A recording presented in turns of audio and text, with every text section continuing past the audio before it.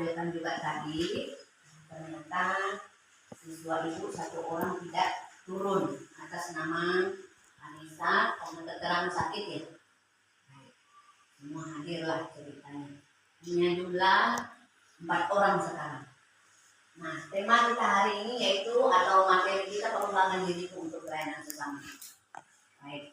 Lanjut, tujuan pembelajaran kita hanya satu, yaitu melalui materi pelayanan diriku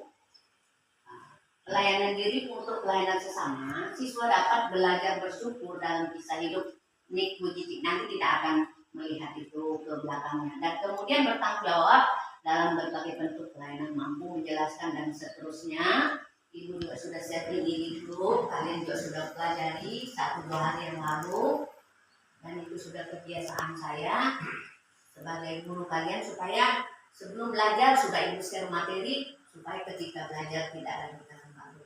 Nah, latar belakangnya apa itu pelayanan? Pelayanan adalah suatu tindakan atau usaha untuk membantu, ya, membantu atau menyiapkan mengurus keperluan orang lain. Jadi pelayanan juga dapat berupa pemberian jasa atau bantuan, ya, atau dukungan kepada individu atau kelompok.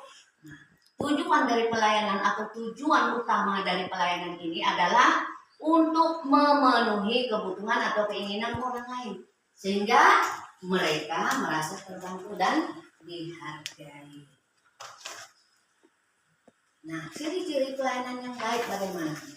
Yang pertama harus tulus. Nah, kita jadi muka enak ya. Tulus, ikhlas, tanpa pamrih. Kita melakukan satu tindakan pelayanan, baik ketika kita menyapu di kelas, itu kita lakukan dengan tulus. Atau mengerjakan tugas-tugas yang diberikan oleh Bapak Ibu juga tulus. Oke? Berikut kita lihat harus peduli. Peduli memperhatikan kebutuhan dan keinginan orang yang dilayani. Nah, kebutuhan orang berbeda. Ya, ada yang mungkin kayak ada temanmu yang berkebutuhan khusus, beda ya kebutuhannya. Kayak dulu angkatan berapa tahun yang lalu dia dulu itu sudah, ya kebutuhannya harus ditarik atau ditaruh di tempat duduk atau digendong dan sebagainya. Intinya ditolong. Berikutnya bertanggung jawab. Ya, ciri-ciri pelayanan yang baik itu harus bertanggung jawab. Nah, ketika kita melakukan satu tindakan atau pelayanan, contohnya tadi menyapu. Oh, harus bertanggung jawab, saya punya tugas piket. Menyapu berarti saya harus melakukan itu dengan penuh tanggung jawab. Jangan karena terpaksa atau karena disuruh. Oke? Baik, kita lanjut. Menurut Alkitab, pelayanan memiliki makna yang lebih luas. Pelayanan bukan hanya sekedar membantu orang lain, tetapi juga merupakan bentuk ibadah dan pengabdian kita kepada Tuhan. Lakukan sesuatu seperti kepada Tuhan, ya. Kita membantu teman kita, kalau ibu membantu rekan sejawat seperti kepada Tuhan. Jadi kita tidak menuntut balas atau upah. Oke, lanjut. Prinsip-prinsipnya seperti apa? Menurut Alkitab, prinsipnya itu tadi kasih. Di keluarga kita juga butuh kasih, di lingkungan sekolah juga kasih tanpa membeda-bedakan. Entah dia suku apa, entah kepercayaan apa, kita harus menerapkan kasih ini, ya. Kemudian rendah hati, kita dengan rendah hati melayani seseorang atau kelompok, bukan mencari pujian. Teman-temanmu tadi dapat juara kemarin, bukan mau cari popularitas, tetapi mencari melakukan dengan kerendahan hati. Biarlah orang yang tahu bahwa you bisa, kita bisa. Apalagi kalau iman kita kepada Tuhan, apapun yang kita lakukan akan berdampak sangat baik. Lanjut, ya. Menurut Alkitab, prinsip-prinsip pelayanan yang baik yaitu pengorbanan. Jadi butuh pengorbanan. Jadi kita rela berkorban waktu. Macam bapak kepala sekolah, dia mengorbankan waktunya untuk mengobservasi. Jadi ibu juga mengorbankan waktu ibu untuk mengajar. Nah, artinya begini, rela tidak menuntut balas, rela berkorban, baik pikiran kita baik juga dalam tenaga. Saya salut itu bapak-bapak yang menjaga penjaga sekolah itu salah satu ya, ya, mereka melakukan dengan baik. Nah, berikutnya penuh ketaatan. Kita melayani juga sebagai bentuk ketaatan kita terhadap perintah Tuhan.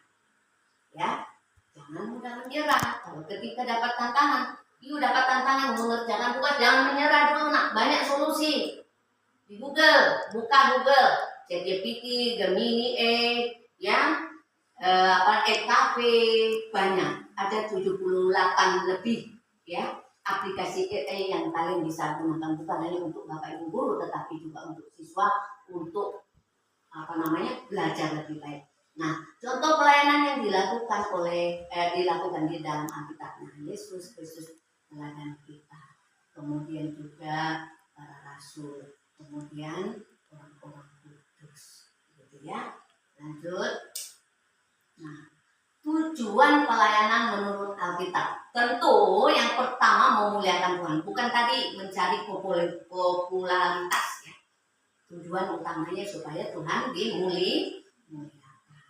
Kemudian memberkati sesama. Jadi kita juga saling memberkati, artinya berbagi. You punya pengetahuan, berbagi ya dengan temanmu, bukan berbagi jawaban, tidak ya.